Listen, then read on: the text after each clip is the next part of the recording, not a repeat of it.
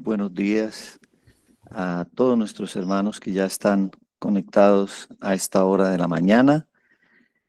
Qué bendición poder reunirnos temprano, empezando el día de hoy, día de preparación.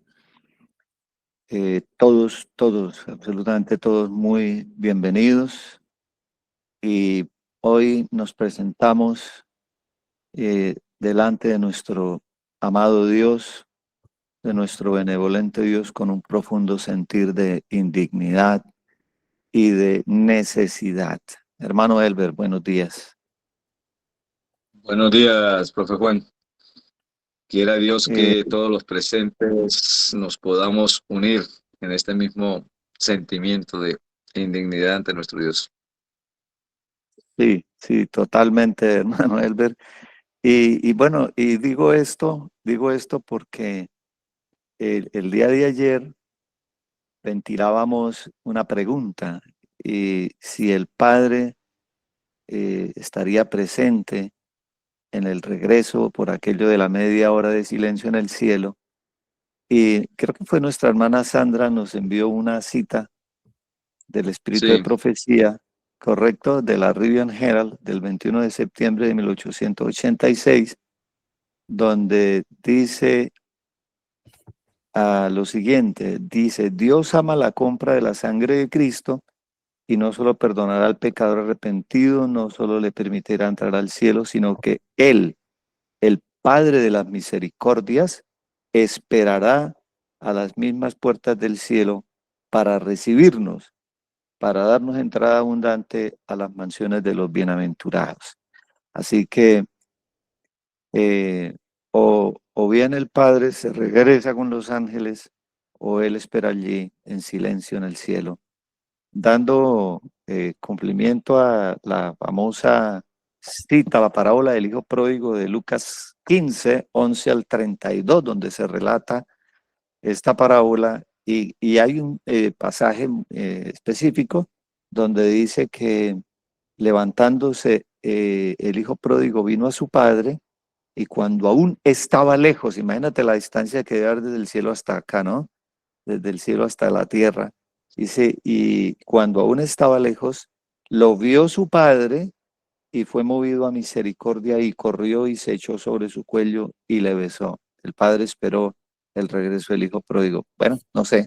Es una mesa de estudio, hermano Elber, y mire usted qué interesante. para el 23 o 24 vamos a tener mucho que hablar, mucho que comentar y nuestros Sí, participantes, nuestra sí, audiencia sí. va a tener esa oportunidad. Justamente ayer me hablaba alguien y me decía, pues lo más lógico es que mire, el capítulo 4 está diciendo una cosa y el capítulo 5 de Apocalipsis está explicando, donde supuestamente los 24 ancianos del Padre y estos no salen. Entonces, diría, bueno, justamente lo invitamos para que el 24, 23 y 24 ampliemos entonces estos conceptos. Precisamente por eso me expreso de esa manera y digo que en esta mañana llegamos, bueno, personalmente, llegamos con un espíritu, con un sentir de indignidad, porque fácilmente podemos, am, dice la sierva del Señor en el Ministerio de Curación, muy frágil y propensa es la naturaleza humana a equivocarse. Fácilmente sus pies se extravían de la senda del deber. Así que, bueno, aún este conocimiento está por ser mucho más aclarado, y llegaremos hasta donde el Señor nos permita, hasta donde Él nos haya revelado, ¿no? Porque hay cosas que están Claro. reveladas y otras que no. Muy bien. Hagamos la presentación, Sí, hermano Elber. a veces nos preocupamos mucho cuántas plumas tenía el ángel que estaba encima de la chequina, pero no es tan importante todos estos detalles, sino más bien cuánto de lo que conocemos lo estamos viviendo, lo estamos poniendo en práctica. Bueno, Sí, le damos la amén. bienvenida a todos nuestros oyentes en esta mañana y vamos a empezar con el hermano Oscar. Hermano Oscar, buenos días, bienvenido en esta mañana. Puede abrir su cámara. Buenos días, hermanos. Un placer hoy poder estar. Me disculpo, ayer estuve indispuesto, no pude conectarme, pero estuve en el celular Escuchando. conectado, escuché, me emocioné bastante y muy agradecido con el Señor que me permita estar hoy. Ok, Amén. bienvenido, Bienvenidos, ¿qué hermano tal? Oscar. Hermano Edwin, buenos días, bienvenido. Puede abrir su cámara y saludar a nuestra audiencia. Buenos días, hermanos. Un gusto poder acompañarles. Gracias a Dios por este día de preparación que nos concede. Amén. Amén. Pastor Deiner, buenos días, bienvenido. Hasta donde miré no estaba conectado, no sé No si estaba conectado. entró Bueno, después. entonces vamos a darle la bienvenida a nuestro expositor en esta mañana, el pastor César Fagua. Pastor, buenos días, Buenos bienvenido. días, hermanos. Buenos días, mesa de estudio y todos los redimidos. Buenos días. Buenos días, pastor. Muy buenos días. ¿Alguna Bueno, recomendación? muy bien, vamos entonces. Perdón, pastor. Hermano Elber, ¿alguna recomendación antes o...? No, yo creo que tenemos que aprovechar el tiempo porque el tiempo se nos va Ok. súper rapidísimo. Si nos quedara, haríamos algún comentario o cuestión al final. Ok, bueno, Así que entonces, adelante, pastor César. Bueno, bien, vamos a tratar de compartir pantalla de una vez para introducirnos en Sí, es el correcto. tema de hoy. Bueno, vamos a ver.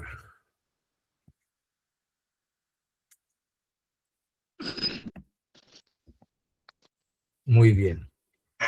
Ahí están viendo bien el número 7, persecución y zarandeo. sí, correcto, pastor. Sí, Bueno, señor. bien, entonces, en este último segmento, estimados hermanos, vamos a ver dos aspectos finales: persecución y el zarandeo, y las promesas frente a la persecución y cómo actuar frente a ella. Estos son los dos aspectos que consideraremos. Entonces, en el punto 7, lo mejor que podemos hacer, dice la sierva del Señor, es estar en estrecha comunión con Dios. Y si Él quiere permitir que seamos mártires por causa de la verdad, esto puede ser el medio de traer a muchos otros a la verdad. Eso dice Mensajes Selectos. Disculpe,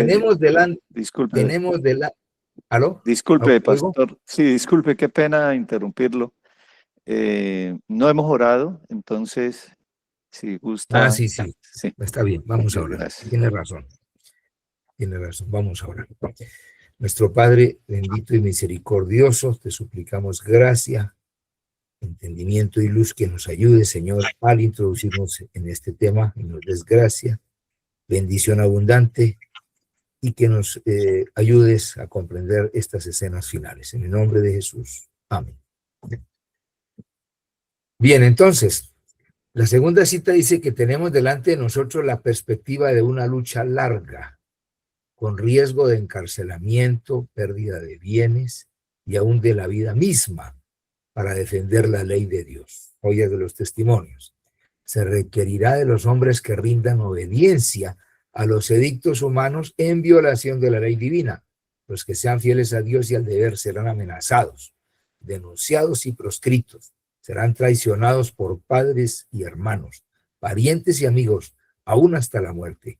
Profetas y Reyes 4:31. Entonces, en el libro de Eventos de los Últimos Días, páginas 128 y 129, ella dice, o el libro más bien, describe en sus títulos las razones de la persecución. Entre esas dice que esparce al pueblo de Dios para que pueda terminar la obra. Induce a la unidad al pueblo de Dios. Hace más deseable la intervención de Dios, purifica la iglesia y desenmascara el mal ante el mundo y el universo. Si pudieran darse algunas razones que están en los últimos segmentos del capítulo 10 de Eventos de los Últimos Días, páginas 128 y 129. Entonces el zarandeo viene en diferentes etapas. Por ejemplo, el mensaje del testigo fiel, mensaje directo, va a zarandear la iglesia. La persecución va a ser otro zarandeo. La traición de familiares y amigos, tal vez algunos no lo soportarán. Multas y encarcelamientos, otros no. Y finalmente ejecuciones y martirio. Por eso ese zarandeo va hasta el final. Ahora vamos a ver un poquito más este aspecto. Ejemplos bíblicos de zarandeo. Vemos, por ejemplo, a Pedro, que regresó del zarandeo. El Señor Jesucristo le dice: he pedido o rogado por ti para que tu fe no falte cuando seas zarandeado. El diablo os ha pedido, así como pidió a Job. Y algunos retrocederán frente al zarandeo, pero volverán. Ahí está Pedro, que a pesar de ser zarandeado, retrocedió y falló, y sin embargo regresó otra vez. Marcos también, cuando el discípulo en el tiempo del apóstol Pablo, él retrocedió frente a las grandes demandas del sufrimiento y de la persecución, y sin embargo después llegó a ser un gran discípulo, y Pablo lo honra y Pablo lo reconoce como uno de los que eran muy útiles en el ministerio. Y aquí dice, aquí está la paciencia o perseverancia de los santos. Si retrocediere no agradará a mi alma, como dice Hebreos 10:38. Es necesario perseverar, persistir hasta el fin. El gran dilema, la prueba que viene sobre la tierra, la ley de la iglesia, la ley del mundo frente o versus la ley de Dios. Dice la cita del conflicto de los siglos: unidos los poderes de la tierra para hacer la guerra a los mandamientos de Dios, decretarán que todos los hombres, pequeños, grandes y ricos, pobres, libres y siervos, se conformen a las costumbres de la iglesia y observen el falso día de reposo. Todos los que se nieguen a someterse serán castigados por la autoridad civil y finalmente se decretará que son dignos de muerte. Ahora está al otro lado, por otra parte, por eso es el dilema. La ley de Dios que impone el día de reposo del Creador exige obediencia y amenaza con ira de Dios a los que violen sus preceptos. Así que el hombre no podrá tener una posición neutral. Muy pronto nadie podrá ser neutral. Tendrá que tomar decisión. O se niega a ser castigados por la autoridad civil y decide optar por la muerte, o decide violentar la ley de Dios y obedecer a los poderes coligados contra ese tipo de, contra los mandamientos de Dios. Entonces dice aquí, de los últimos días pronto vendrá el tiempo cuando el pueblo de Dios, debido a la persecución, será esparcido en muchos países. ¿Quién sabe qué nos tocará a nosotros, no? Si de pronto no sé a qué país, o no sé a qué departamento, no sé a qué lugar, pero lo cierto es que debido a la persecución seremos esparcidos, dice. Aquellos que han recibido una educación completa estarán en situación ventajosa doquiera les toque estar. Descubriremos que tendremos que desprendernos de todas las manos excepto de la de Jesucristo. Y ahí dice después lo que ya mencionamos, que los amigos demostrarán su perfidia, nos traicionarán hasta nuestros familiares. Engañados por el enemigo pensarán que están rindiendo servicio a Dios. Y la historia se va a repetir, porque aquí a través de las edades dice que en todas las edades hombres como por ejemplo Wycliffe, Hus, Lutero, Tyndale, Baxter, Wesley, pidieron que todas las doctrinas fueran examinadas a la luz de la Escritura y declararon que renunciarían a todos los que éstas condenaran, a todo lo que ellas condenasen si se les demostraba que estaban equivocados. Pero la persecución se enseñó entonces en ellos con furor, pero no dejaron de proclamar la verdad. Cada nueva verdad se abrió paso entre el odio y la oposición. Él manda a sus siervos que dirijan al mundo el último llamamiento de la misericordia divina. Ahí estamos nosotros en ese escenario. Nos manda que a los siervos que dirijan al mundo el último llamamiento, y nos va a tocar hacerlo en un escenario sumamente complicado y difícil, pero al mismo tiempo muy llamativo y muy lleno de grandes bendiciones y también de unos éxitos resonantes en lo que atañe a la recepción que este mensaje hará en los corazones. Muchos, compañías enteras se van a convertir en ese tiempo. Uno piensa que frente a esa situación de dilema, muchos se irían para atrás, pero es todo lo contrario. Mucha gente va a darse cuenta que el mensaje vale la pena aceptarlo con todo su corazón, dadas las circunstancias en que está proclamado, justamente en medio de persecuciones, situaciones dolorosas, difíciles, una naturaleza convulsionada y una sociedad totalmente afectada y totalmente también convulsionada. Y los creyentes no pueden callar sin peligro de sus almas. Los embajadores de Cristo no tienen por qué preocuparse de las consecuencias, deben cumplir con su deber y dejar a Dios los resultados. Conflicto de los siglos 5:94. Privados de sus casas, dice ahí que debido a su fe, muchos serán privados de su casa y de su herencia aquí, pero si le dan sus corazones a Cristo, recibiendo el mensaje de su gracia, descansando en él, su sustituto y garante, el mismo Hijo de Dios, todavía podrán ser llenos de gozo. no podrán comprar ni vender, se acerca el tiempo en que no podremos vender a ningún precio, pronto se promulgará el decreto que prohibirá a los hombres comprar o vender si no tienen la marca de la bestia.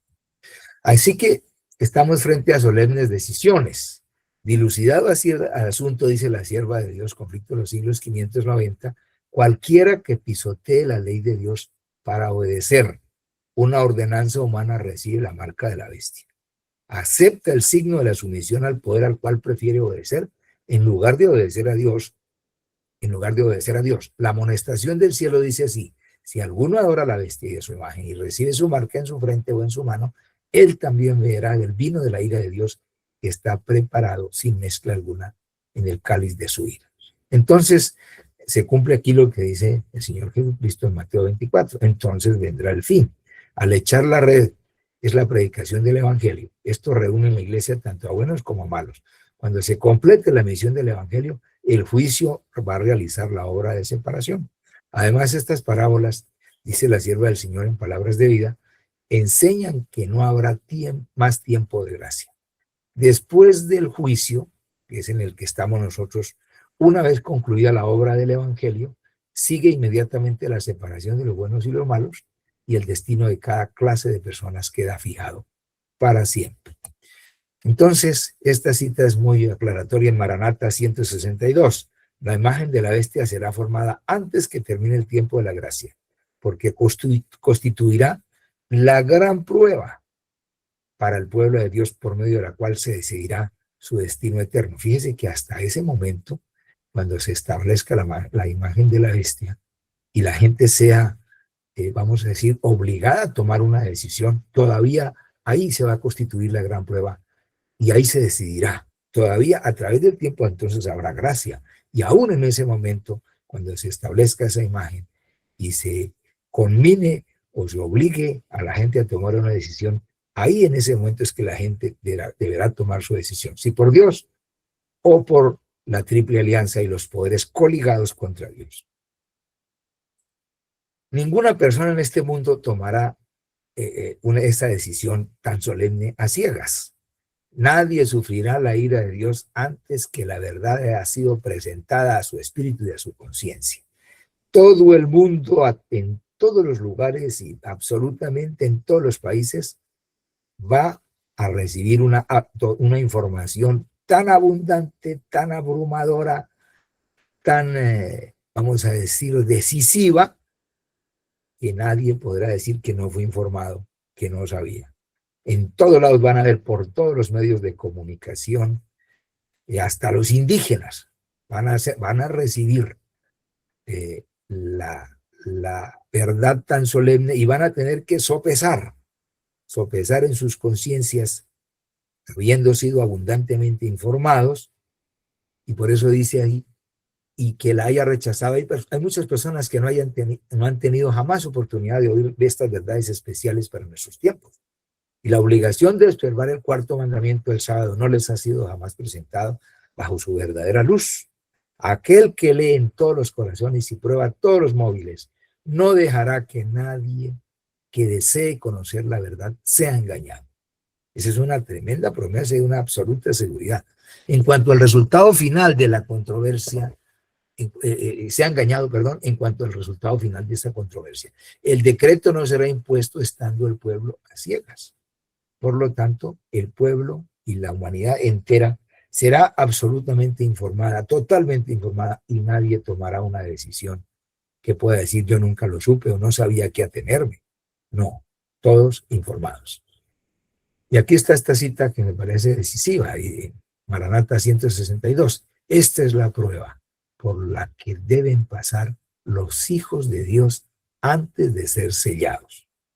Fíjense bien esto: todos los que demuestren su lealtad a Dios mediante la observancia de su ley, ni negándose a aceptar un falso día de reposo, se alistarán bajo la bandera del Señor Dios Jehová y recibirán el sello del Dios viviente. Y los que renuncien a la verdad de origen celestial, renuncien. O sea que ahí está un hecho de que algunos renunciarán justamente casi en la etapa final frente al sellamiento. O sea que ahí todavía hay zarandeo. Los que renuncien a la verdad de origen celestial y acepten el descanso dominical recibirán la marca de la bestia. Ahí en ese momento, ese es el sellamiento definitivo, sellamiento final. Y ha habido una cantidad de zarandeos precedentes, pero este será el definitivo. Habrá mártires, la doctrina de la tribulación. Eso, yo digo en un tema que he tenido por aquí en las iglesias, que falta, que me parece a mí, obviamente estoy como bromeando, que falta la doctrina 29 en las doctrinas fundamentales, que es la doctrina de la tribulación. Y ahí dice que muchos serán encarcelados, muchos para salvar su vida huirán tanto de las grandes ciudades como de las poblaciones pequeñas, y muchos serán mártires por causa de Cristo al permanecer firmes en favor de la verdad. Pero mire, uno a veces le parece, hermanos, que esto puede ser, esta doctrina es horrible, la doctrina de la tribulación, la doctrina del sufrimiento, pero fíjese que esa doctrina tiene una función honorífica. Dice la sierva del Señor, de todos los dones que el cielo pueda conceder a los hombres, la comunión con Cristo en sus padecimientos es el mayor cometido y el más alto honor. Ni Enoc, el que fue trasladado al cielo, ni Elías, el que ascendió en un carro de fuego, fueron mayores o más honrados que Juan el Bautista, quien murió en la soledad de un calabozo. Y dice el apóstol Pablo, a vosotros os es concedido, a causa de Cristo, no solo que creáis en él, sino que también padezcáis por él. Una concesión, dicen, pero qué concesión tan extraña. Y sin embargo, ahora vamos a ver que es un altísimo honor. Y vamos a ver en detalle ese aspecto, porque me voy a dedicar un poquito más a esta etapa final. Por eso dice, en la doctrina de la tribulación, es necesario, Hechos 14:22, es necesario que a través de muchas tribulaciones entremos al reino de Dios.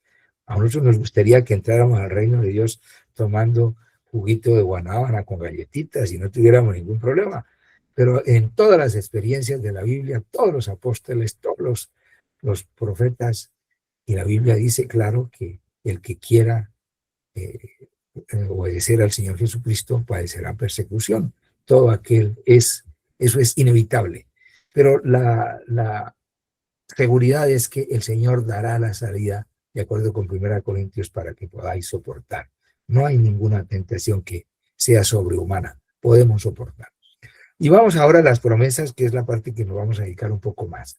Todas las bienaventuranzas, empezando por cuando dijo Jesucristo el Señor Jesucristo en el Sermón del Monte, en las últimas bienaventuranzas, todas dedicadas a la persecución y al padecimiento. Dice, bienaventurados, felices los que padecen persecución. Uno dice, wow, ¿por qué? Por causa de la justicia, porque ellos es el reino de los cielos.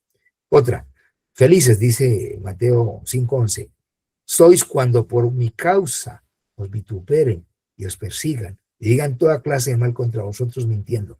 Pónganse felices, no se entristezcan. Uno dice, pero ¿cómo así?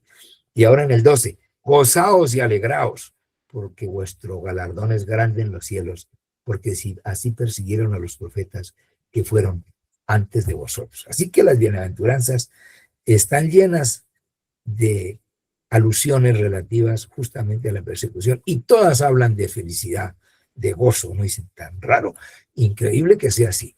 Y mire lo que dice esta cita de nuestra elevada vocación de la sierva del Señor. Dice, no hemos de poseer el valor y la entereza de los mártires de antaño hasta que seamos colocados en la situación en que ellos se encontraron. Si retornaran los días de la persecución, habría gracia suficiente, eso es para subrayar, habría gracia suficiente para despertar cada energía del alma que manifestase verdadero heroísmo.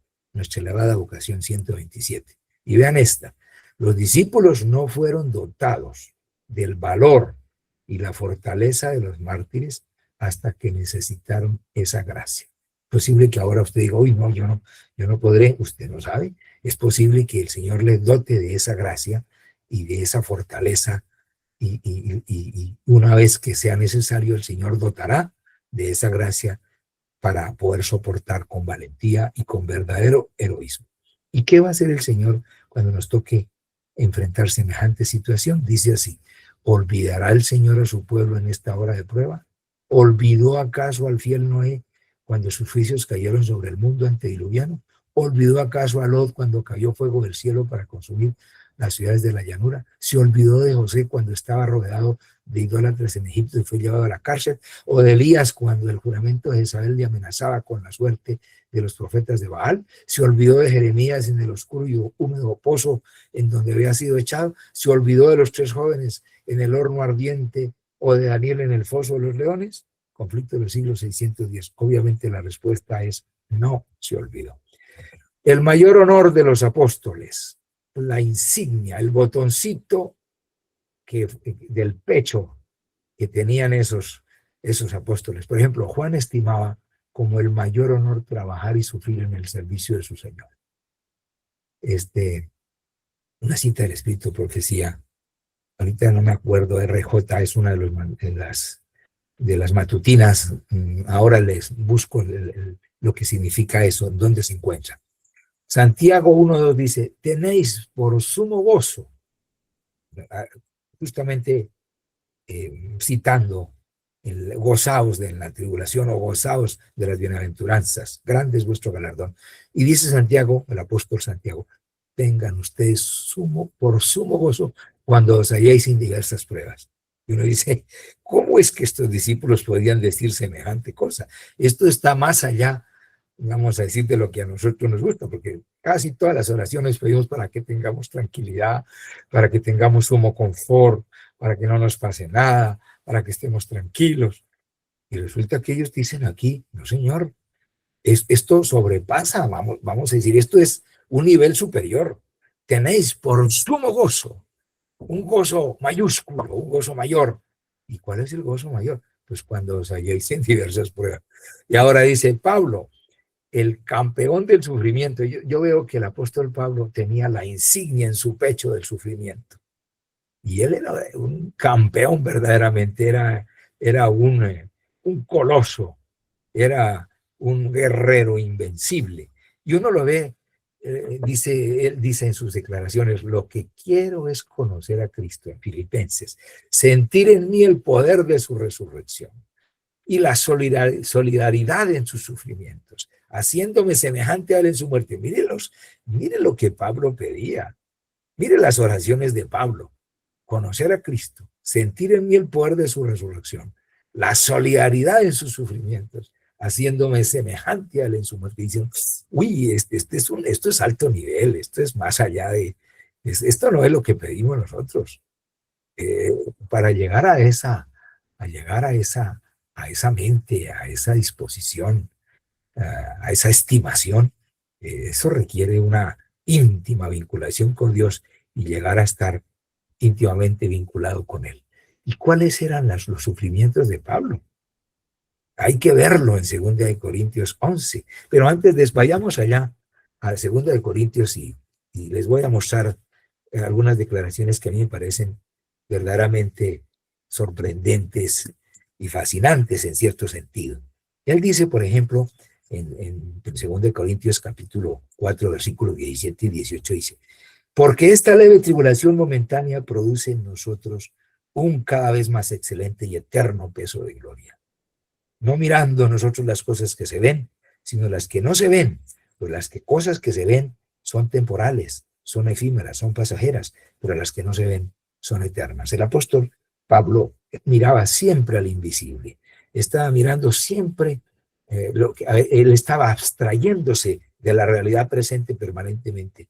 No miraba lo que le pasaba, siempre como un guerrero invencible miraba hacia la gloriosísima herencia eterna y más que todo la herencia, él se sentía re feliz sintiéndose solidario en los sufrimientos con Cristo. Y uno dice, ¿y qué tipo de sufrimientos pasaba Pablo? Pero en 2 Corintios dice, ¿qué es lo que llama él una leve tribulación momentánea? Pues mire, por ejemplo, en 2 Corintios 1, en 2 Corintios 1, el versículo 8 dice, porque hermanos, no queremos que ignoréis acerca de nuestra tribulación que nos sobrevino en Asia, pues fuimos abrumados sobremanera, más allá de nuestras fuerzas, de tal modo que aún perdimos la esperanza de conservar la vida. Dicen, ¿qué?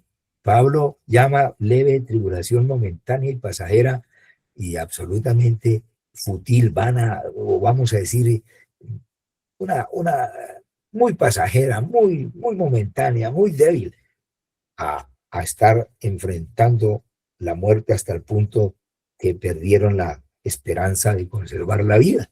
Y eso no es nada.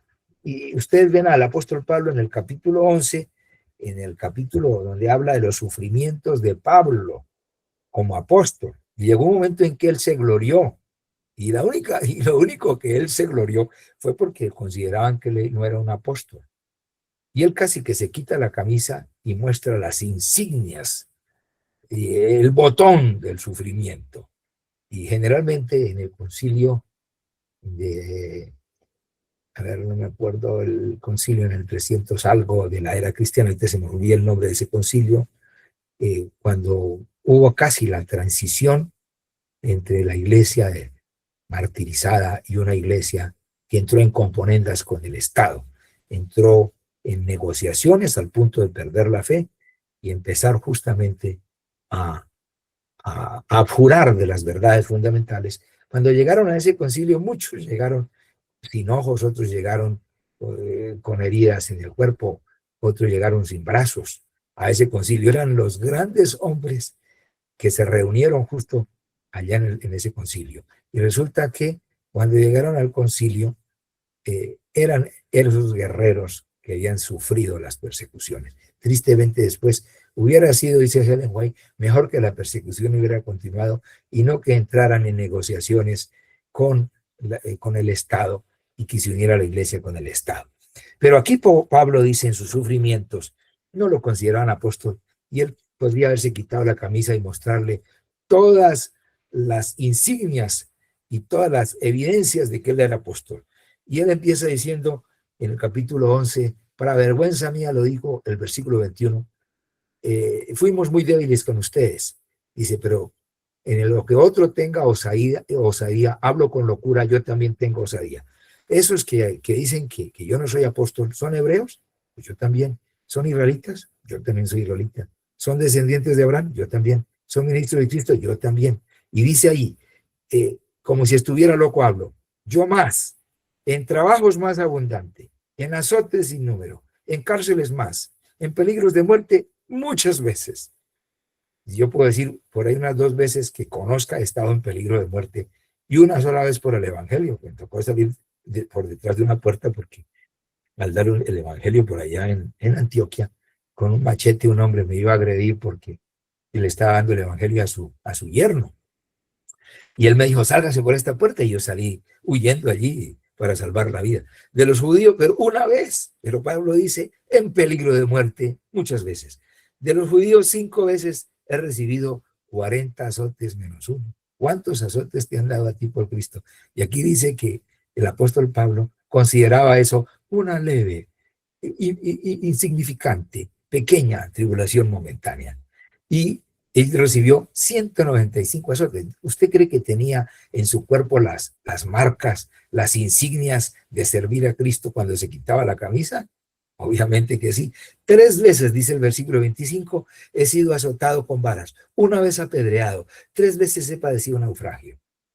Apedreado en Listra. ¿Usted cree que tenía huecos en la cara como cicatrices? Y cuando pasaba al frente se veía a un guerrero que ha sufrido por Cristo. Y por eso él decía, yo quiero sentir los sufrimientos de Cristo. Dice, la clase de oración era la de Pablo. Y inclusive quería morir como Cristo. Dice, y morir así, crucificado. Dice, digo, Dios santo, esto está más allá de toda comprensión. Dice, 3 veces, versículo 25, he sido azotado con varas, 1 vez apedreado, 3 veces he padecido naufragio, 1 noche y 1 día he estado como náufrago en alta mar, en caminos muchas veces, en peligros de ríos, peligros de ladrones. Bueno, de pronto nosotros sí, eso sí hemos tenido. Peligros de los de mi nación, peligros de los gentiles, peligros en la ciudad, peligros en el desierto, peligros en el mar, peligros entre falsos hermanos, peligros. Pablo, cuando se levantaba, sabía que ese día iba a enfrentar una enorme cantidad de desafíos, todos, casi todos con peligros de muerte. Sin embargo, dice él más abajo, en trabajos, en fatigas, en muchos desvelos, en hambre y sed, en muchos ayunos, en frío y desnudez. Y además, como si fuera poco, lo que me dice agolpa cada día, la preocupación por todas las iglesias. ¿Quién enferma y yo no enfermo? ¿A quién se le hace tropezar y yo no me indigno? En fin, usted podría leer todo ese capítulo 11 de 2 de Corintios y ve el héroe del Nuevo Testamento teniendo en su pecho la insignia del sufrimiento, el botoncito de los días mayores que le faltaba, era el sufrimiento. Me falta un solo botón para poder investirme en la tierra nueva, y es el botón del sufrimiento. ¿Quién podría decir eso? Hermanos queridos, yo quiero decirles algo, y esto se lo voy a decir a ustedes de esta manera. Quiero decirles, hermanos, al dejar de compartir este detalle, dejar de presentar, quiero decirles cómo será, imaginándonos, porque esto no va exactamente a ocurrir así, ¿no? Pero imaginarnos cuando el Señor Jesucristo coloque la alfombra roja ya en la patria feliz, o la alfombra dorada, y estén todos los representantes de otros mundos para ver la gran coronación que el cielo hará a sus redimidos que sufrieron en este planeta.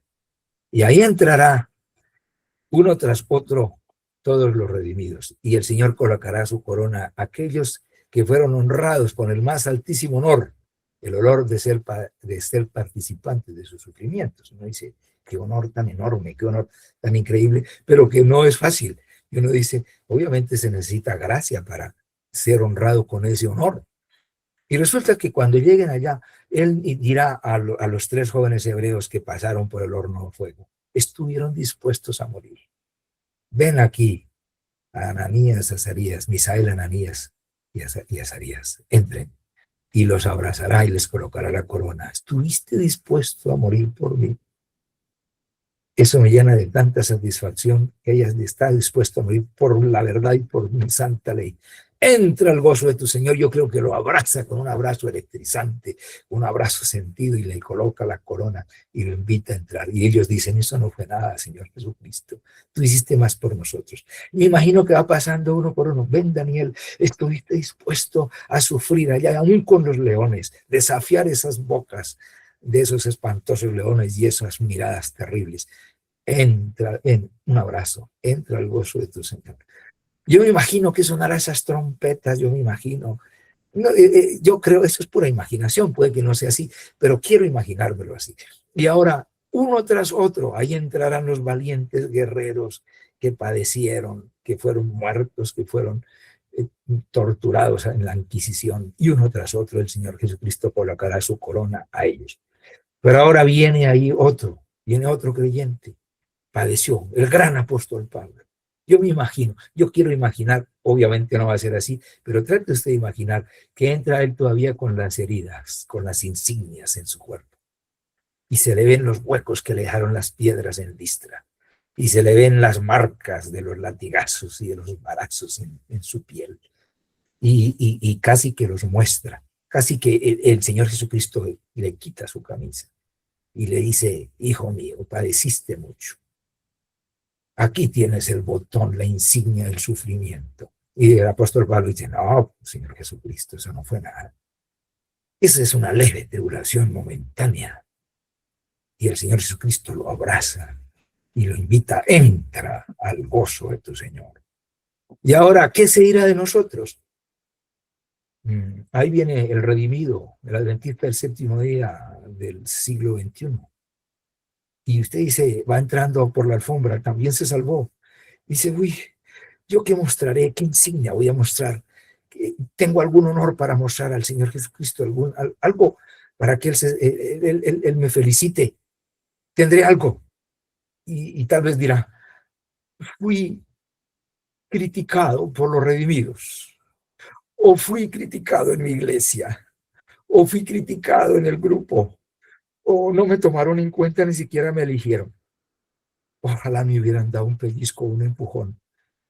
Ay, hermanos, déjenme decirles que nadie entrará al reino de los cielos sin haber sentido el honor de haber padecido por Cristo. Es un honor. Y uno dice, Es verdad que al presente parece no ser causa de gozo. Esto no es un momento de alegría, decir que nos gusta, el padecimiento es más, no nos gusta, ni al mismo Cristo le gustó. El mismo Cristo vaciló la copa del sufrimiento en su mano en el Getsemaní, vaciló Cristo en tomarla 3 veces, porque el ser humano en su naturaleza humana rehúye el sufrimiento. No es fácil. Definitivamente sufrir no nos gusta porque no fuimos creados para sufrir. Es una situación extraña, una contingencia anormal, el hecho del sufrimiento.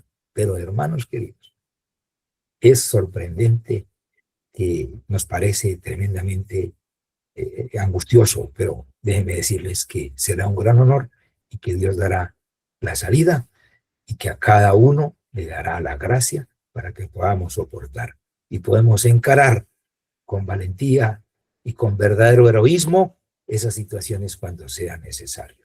Por eso no podemos nosotros ahora estar en la angustia de ese tiempo de angustia previo, como si fuera algo extraño, sino al contrario, encararla con la confianza en que el Señor Jesucristo dará toda la gracia para poder soportar.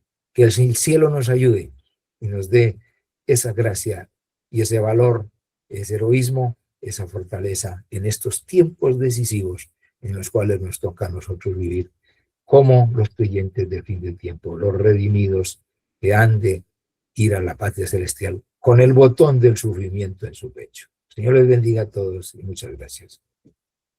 Amén. Amén. Wow. Wow. Qué bendición, Pastor César. Dios le bendiga. Y qué oportuna esta presentación final, justo cuando nos encontramos a las puertas de lo que ha sido anunciado por los profetas, por el Señor Jesucristo. Y justo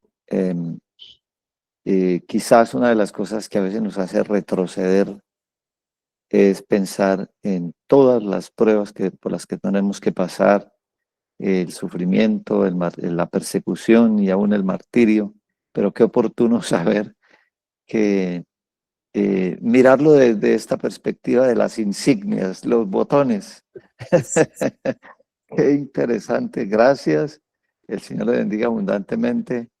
Y hermano Elber, bueno, aquí nuestros hermanos han expresado, hemos quedado muy impactados, pero le damos gracias porque muy pronto se estarán cumpliendo ante nosotros estas escenas que han sido descritas a través del pastor, utilizando la palabra de Dios, la escritura inspirada. Hermano Elber, invitemos a nuestros panelistas y unámonos. Juan. Sí, bueno, le invitamos, hermano Oscar, hermano Erwin, el pastor Deiner, que pueden abrir sus cámaras. Eso es. Mire, yo tenía mientras el pastor Fabo hacía esta presentación tan maravillosa, sencillamente miraba yo un ángulo que de pronto es muy personal, ¿no? Dios es tan misericordioso. Me preguntaba, bueno, ¿por qué el Señor se preocupó por dejar las profecías, el paso a paso de lo que iba a pasar? Porque la profecía nos justamente texto a ver a través de Dios, de la obra del Espíritu Santo, lo que va a pasar en nuestro tiempo, cómo deberíamos estar nosotros. Y Dios es tan maravilloso, mire, en su preconocimiento, Dios sabía que para este tiempo nos iban a prohibir comprar y vender, que es una de las cosas que fueron expuestas.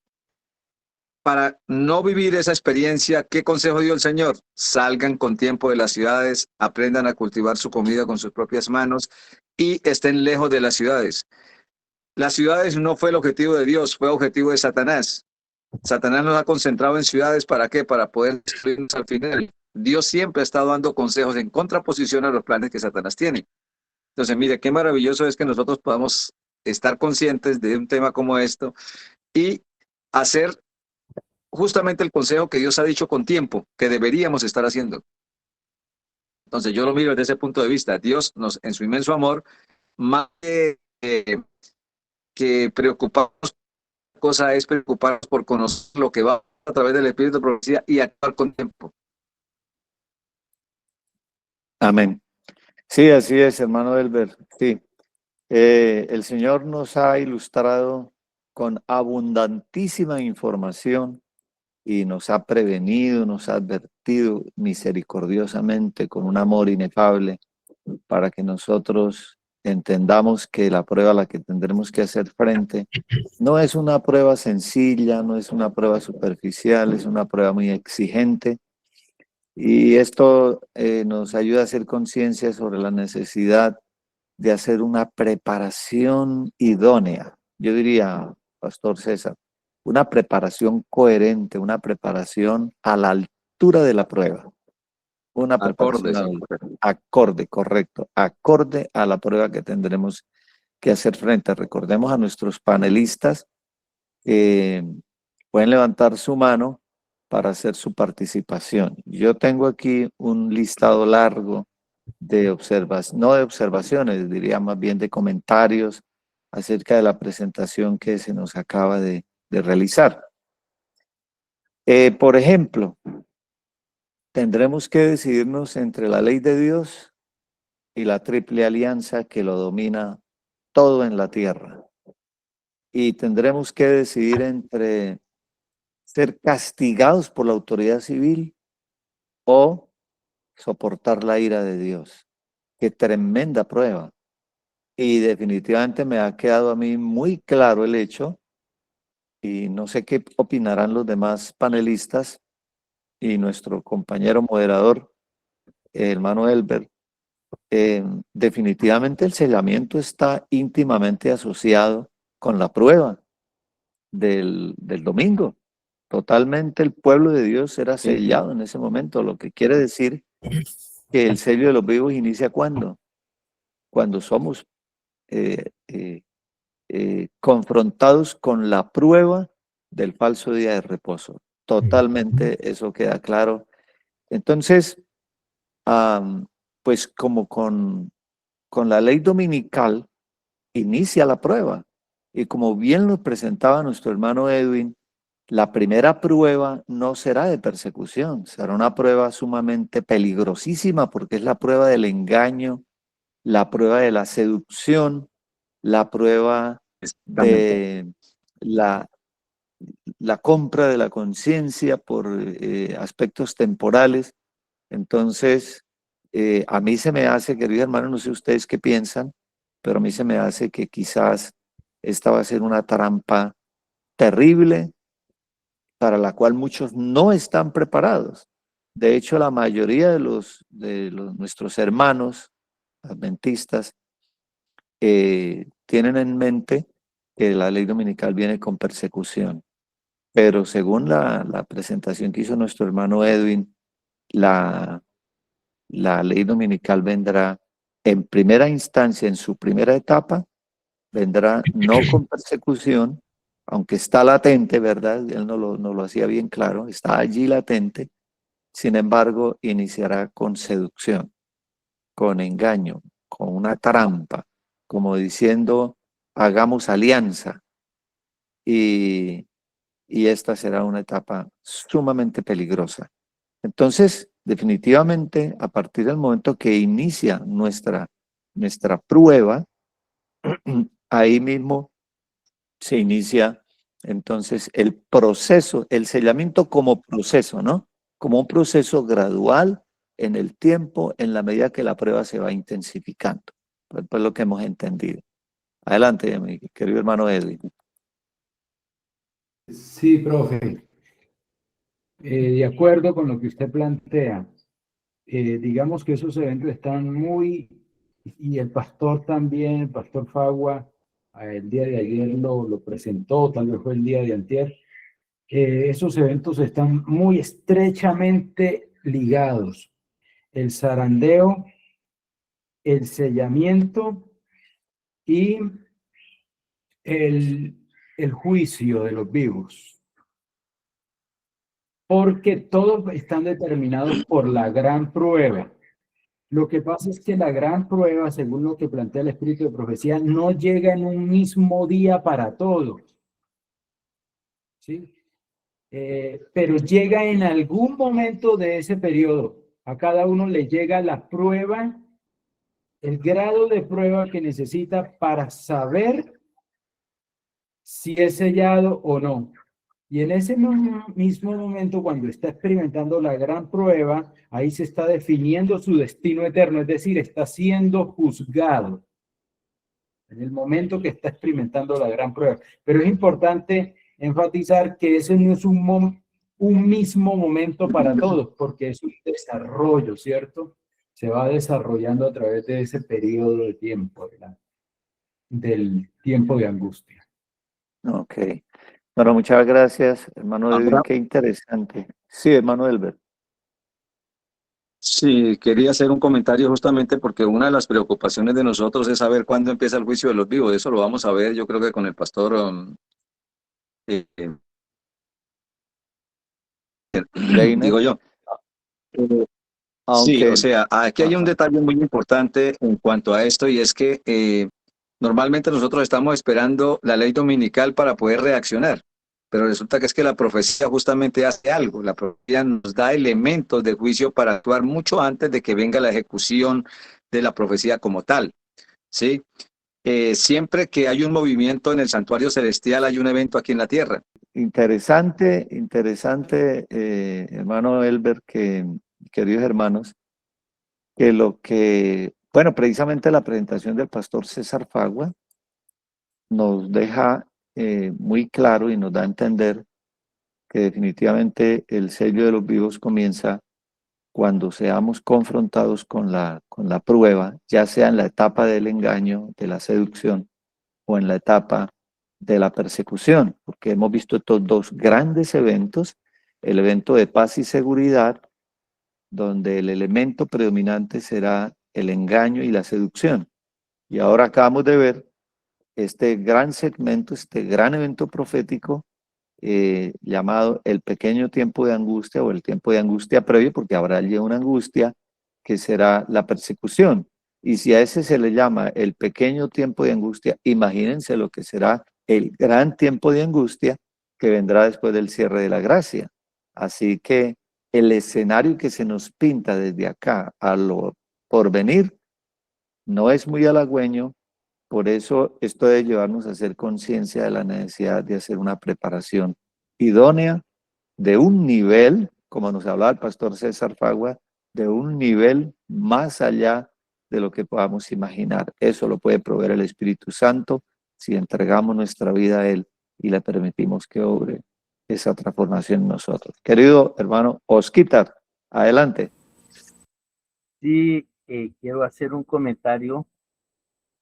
El pastor César me hizo acordar de el método que usa Juan en el Apocalipsis, cuando, por ejemplo, en el capítulo 7, hace un preámbulo de quiénes serán los que van a estar de pie y habla de los 144,000, pero se devuelve y sigue con un tema.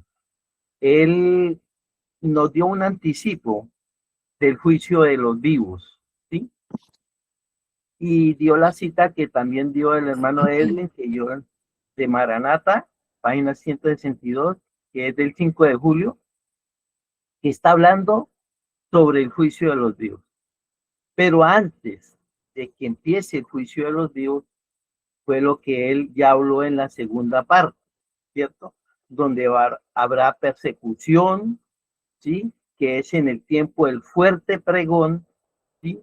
En el tiempo donde va a ser predicado el evangelio y muchos podrán tomar decisión. En ese momento sí va a haber mártires, sí va a haber persecuciones, pero antes de que se forme la imagen de la bestia, va a llegar un momento donde ya no va a haber muerto. Se termina, para que empiece el juicio de los vivos, tiene que terminar el juicio de los muertos. Dios es un Dios de orden. Apenas termine el juicio de los muertos, sigue el de los vivos. Entonces, para que empiece el juicio de los vivos, que es como él empezaba diciendo, que es a través de la imagen que dice la Maranata, esta es la prueba que el pueblo de Dios tiene que pasar antes de ser sellado. Entonces, en el tiempo de angustia, ya en ese momento, el Señor no va a no va a permitir muertos. Los muertos ya se va a terminar el asunto de los muertos, y voy a mostrarles con una cita en el capítulo 40, el conflicto de los siglos, donde está hablando del tiempo de angustia. En la página 687 dice: el pueblo de Dios no quedará libre de padecimientos, pero aunque perseguido y acongojado, y aunque sufra privaciones, y falta de alimento, no será abandonado para perecer. En ese momento ya no van a haber mártires, los mártires los va a haber antes, ¿sí? Y aquí explica también por qué. Bueno, páginas más adelante, aquí dice en la 689. Pero nadie puede atravesar el cordón de la poderosa guardianes colocados en torno de cada fiel. Algunos son atacados al huir de las ciudades y villas, pero las espadas levantadas contra ellos se quiebran y caen como si fuera de paja. Otros serán defendidos por ángeles en forma de guerrero. Y ahí, en la última página, que es lo que cierra la teoría que estoy mostrando, muestra por qué no se van a permitir ya mártires ni muertes, ni siquiera de los impíos, porque la misma Biblia dice que los impíos van a clamar a las peñas y a los montes: caer sobre nosotros, van a querer morir, pero ya no van a morir ni los justos ni los impíos. ¿Por qué Dios no va a permitir la muerte de los justos? En la página 692 dice, el último párrafo del capítulo 40, sí. Si la sangre de los fieles siervos de Cristo fuera entonces derramada, no sería ya como la sangre de los mártires, semilla destinada a dar una cosecha para Dios. Su fidelidad no será ya un testimonio para convencer a otros de la verdad, pero los corazones endurecidos han rechazado los llamamientos de la misericordia hasta que estos ya no se dejan oír. Si los justos, mire acá, si los justos cayesen entonces presa de sus enemigos, sería un triunfo para el príncipe de las tinieblas. Y ahí sigue, bueno, la cita. Entonces, el Espíritu de Profecía nos muestra claramente, ¿sí? Ya en ese tiempo de angustia, a él no se le va a permitir.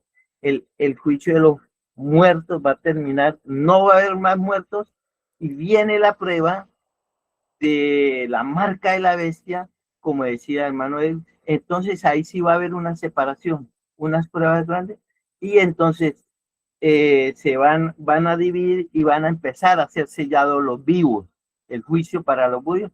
Dice, porque esta es la prueba que tiene que pasar el pueblo de Dios antes de ser sellado. Ok.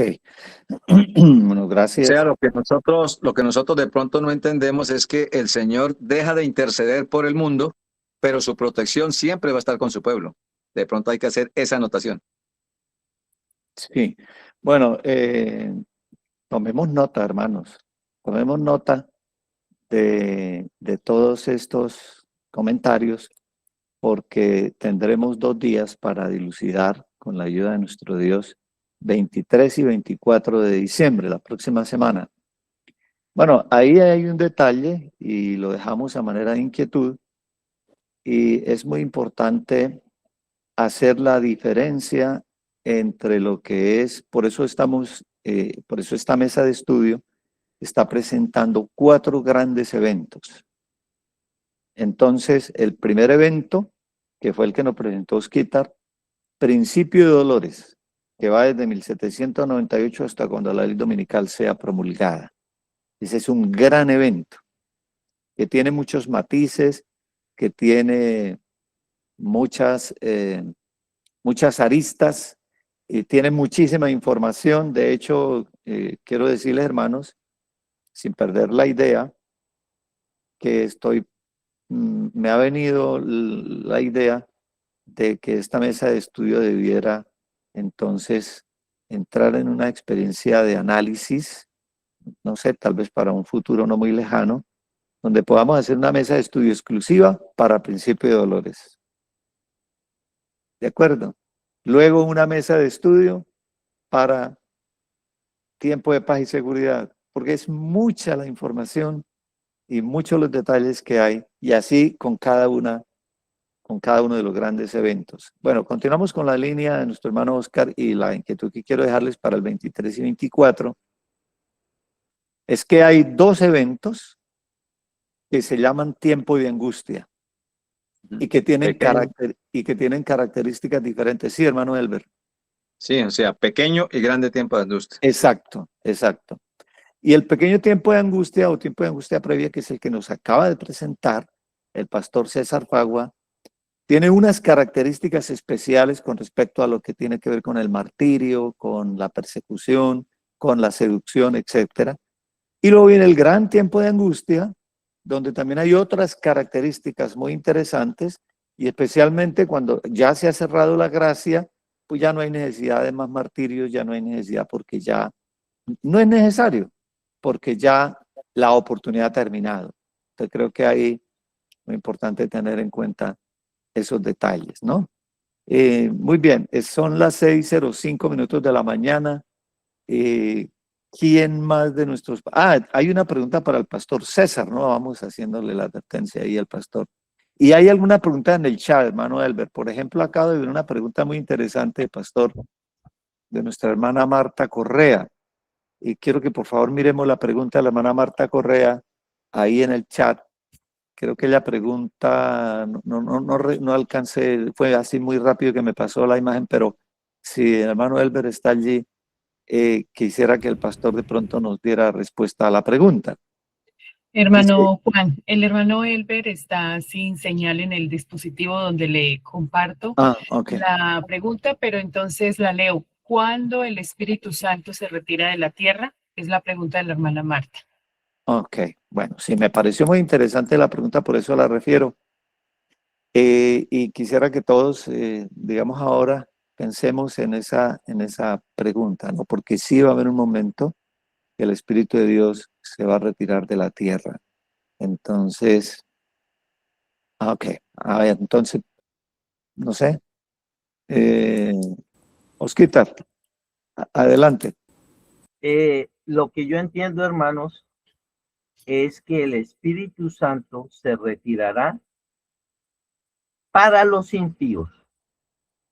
Ya ellos no quieren ser convencidos, ya se les ha dicho, se les ha dado todas las oportunidades. Entonces, ese es el pecado contra el Espíritu Santo. El Espíritu Santo se retira. Pero nosotros nunca podemos vivir un segundo y ser justos sin la ayuda del Espíritu Santo. Entonces, a nosotros nunca se nos abandona, siempre va a estar ahí. Solamente que no va a ser como cuando uno tiene un niño pequeño, enseñándolo a comer, enseñándolo a caminar, sino que ya, pero no quiere decir que el Espíritu Santo me va a dejar solo y me va a dejar abandonado, no. Solamente al impío si ya no lo sigue haciendo la obra. Eso es lo que yo entiendo. Ok. ¿Alguien más? Hermano Edwin. Adelante, hermano Edwin. Sí, en cuanto a la pregunta que hace la hermana de cuándo se retira el Espíritu Santo, necesitamos hacer una distinción entre el periodo principio de dolores y el momento puntual cuando el Espíritu Santo se retira, porque si nosotros leemos aquí en las citas, varias citas del Espíritu de Profecía, por ejemplo, aquí tengo una de Maranata, el Señor viene, dice, el subyugador Espíritu de Dios se está retirando ahora mismo del mundo. Ella dice que ahora mismo se está retirando. Y muestra de eso, ella luego menciona son los huracanes, las tormentas, las tempestades y los desastres producidos en mar y tierra se suceden unos a otros rápidamente. Es decir, eso muestra que el Espíritu de Dios se está retirando ahora mismo, es decir, durante el periodo de principio de dolores. Pero luego, en otra cita que está en Eventos de los Últimos Días, la página 206, confirma otra vez que el Espíritu de Dios ya se está retirando de la tierra. Y luego continúa, tan pronto como el Espíritu de Dios se aleje, se llevará a cabo la cruel obra de Satanás en tierra y mar. Los impíos han dejado concluir su tiempo de gracia. El Espíritu de Dios, al que se opusieran obstinadamente, acabó por apartarse de ellos. Desamparados ya de la gracia divina, están a merced de Satanás. Entonces, así en síntesis sería, el Espíritu de Dios se está retirando desde el principio de dolores, pero se va a retirar totalmente del mundo, cuando el tiempo de gracia se cierre y se suelten los vientos y se inaugure el gran tiempo de angustia, las 7 postreras plagas. Permítame terminar la cita, hermano Edwin. La cita termina diciendo que entonces Satanás sumirá a los habitantes de la tierra en una gran tribulación final. Ah, bueno. Ok, correcto. Dice que sumirá al mundo en una terrible crisis más espantosa que la que cayó antiguamente sobre Jerusalén. Terrible lo que pasará en este mundo. Pastor César, adelante. Sí, quería subrayar lo que dice Edwin. Es cierto, el Espíritu se está retirando gradualmente. Nunca se retirará, ni estaremos solos, ni siquiera nosotros, aunque la sierva del Señor dice que estaremos sin intercesor en el cielo, pero el Señor prometió, casi que bajo la gravedad del juramento, en Mateo 28, que estaría con nosotros hasta el fin del mundo. Todos los días hasta el fin, sí. Eso quiere decir que no habrá un momento en que los pobres adventistas estaremos sin protección o sin la ayuda y sin la intervención poderosa de alguna de las personas de la divinidad. El Espíritu Santo nunca se retirará de los creyentes, obviamente del mundo que nunca quiso aceptarlo, es decir, de aquellos que rechazaron con total renuencia, con total convicción y a pesar de todo, las intervenciones de la divinidad en su vida, porque él es muy respetuoso de la libertad humana. Por eso es que se retira del mundo, pero jamás se retirará del creyente, ni aún en el tiempo de angustia, ni en el tiempo de angustia final. Estará con nosotros todos los días hasta el fin del mundo. Bueno, me surge una inquietud, pero bueno, adelante, Edwin. Sí, solamente para acotar ahí lo que el pastor Fagua decía. Al contrario, el Espíritu Santo más estará con nosotros, en mayor proporción, en mayor abundancia. Por eso es la lluvia tardía. La lluvia tardía va a superar la lluvia temprana. Y el sellamiento, en mi perspectiva, el sellamiento consiste en que va a haber un grupo de personas que van a estar tan completamente bajo el control del Espíritu Santo que Dios podrá colocarles un sello como garantía de que ellos de ahí en adelante no van a pecar. Pero no porque han alcanzado un grado de fuerza moral propio, sino porque están completa y totalmente bajo el control del Espíritu Santo. El Espíritu Santo gobierna sus vidas cabalmente. Amén, amén, qué precioso. Sus vidas son el simple desarrollo de su voluntad. ¿De acuerdo? Muy bien. Sin embargo, le Última espera, pregunta, hermano Juan. Sí, permítame este comentario, hermano Elber. Le espera al pastor Deiner un tremendo desafío en la recta final de la mesa de estudio, ¿ok?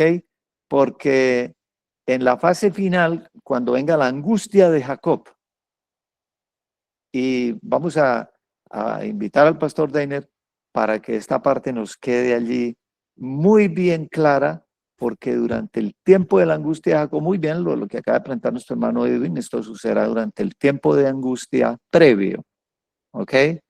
Pero en el tiempo de la angustia de Jacob, allí hay algo muy interesante con respecto, y lo mencionó el pastor César Fagua así rápidamente, sin intercesor a la vista de Dios. Esa es la expresión que utiliza el conflicto de los siglos, y será muy interesante, no se lo pierdan, hermanos, mañana será, estos últimos 3 días serán definitivos. Sí, hermano Elber. Sí, una última pregunta. Dice la hermana Lucía Cubides, si el sellamiento es para pasar la prueba, ¿cuál es la prueba que se pasará después del sellamiento? A ver, perdón, hermano Elber, tenga la onda. Es que mientras usted hacía la pregunta, vi otra pregunta acá muy interesante, y es, ¿en qué momento ocurrirá la resurrección especial en la 7ª plaga? Adelante, hermano Elber. Tenga la bondad de repetirla. Bueno. Preguntaba de que si Okay.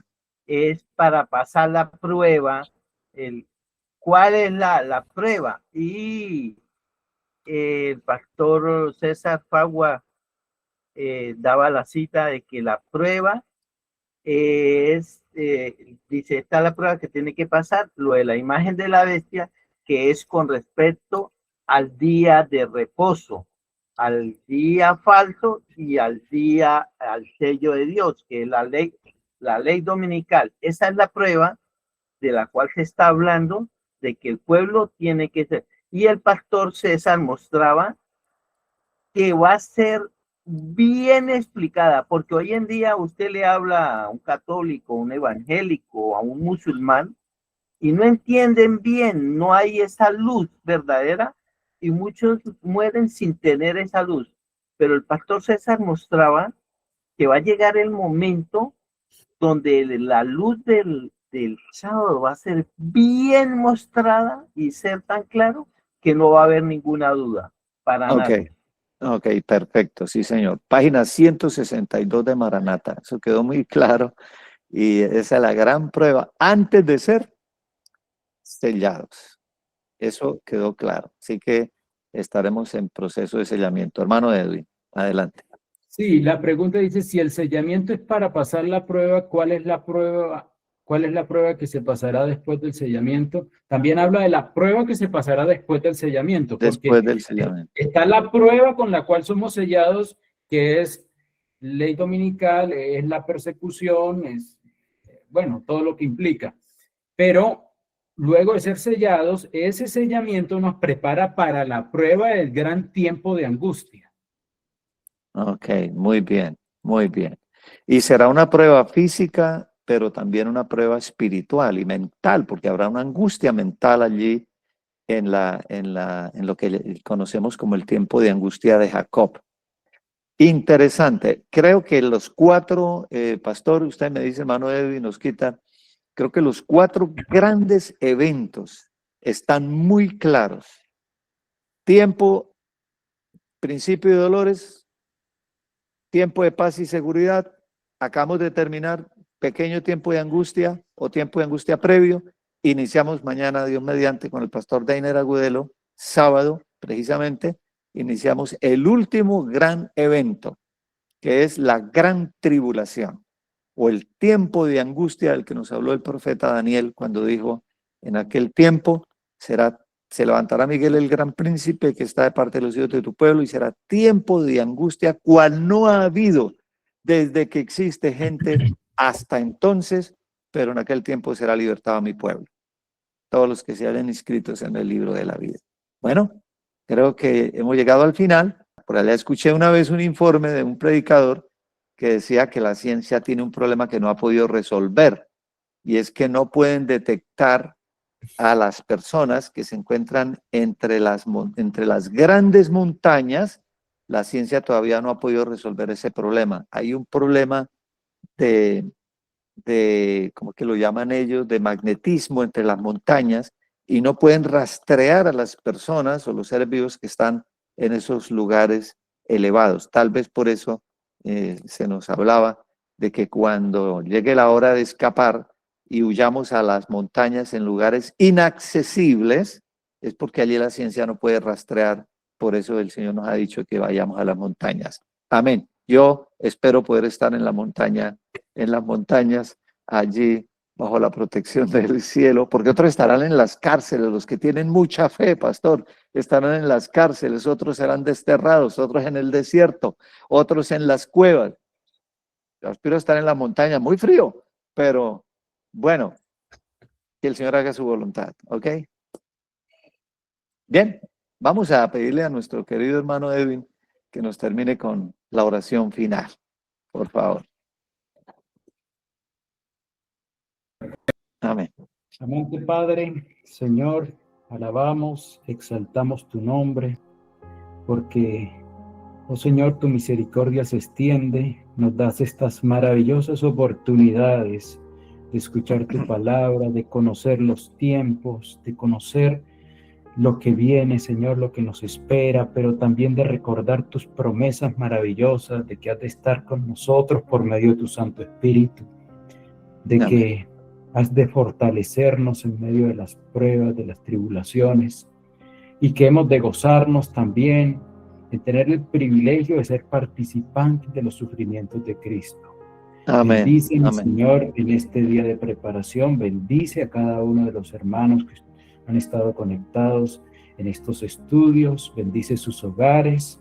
Gracias, Señor, por tus promesas, porque podemos confiar y abandonarnos en la seguridad de ellas. Lo pedimos y lo Amén. agradecemos en el nombre de Jesús. Amén. Amén, Señor. Gracias, querido hermano Edwin. Mañana no tenemos la prisa de salir corriendo a trabajar, así que podemos estar todos conectados con mayor tranquilidad, sabiendo que es el día de reposo. Así que todos invitados para el día de mañana. Iniciamos la parte final de la mesa de estudio. Bendiciones para todos. Feliz día.